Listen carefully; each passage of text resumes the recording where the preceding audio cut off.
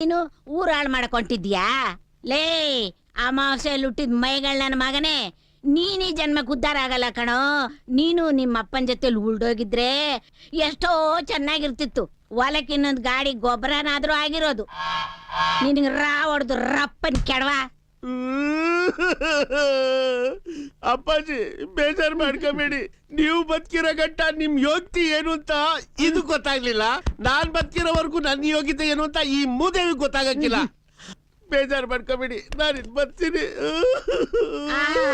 ಕಾಳ್ ನನ್ನ ಮಗನೇ, ಹಿಂಗೆ ಮಾಡ್ತಾ ಇರು. ನಿನಗೆ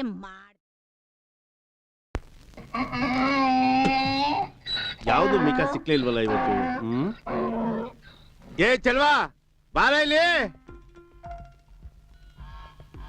ಏನಣ್ಣ ಕರ್ದಲ್ಲ? ಅದೇ ಕಲ ಕುರಿ ಸಾಲ ಬೇಕು ಅಂತ ಕೇಳಿದಲ್ಲ.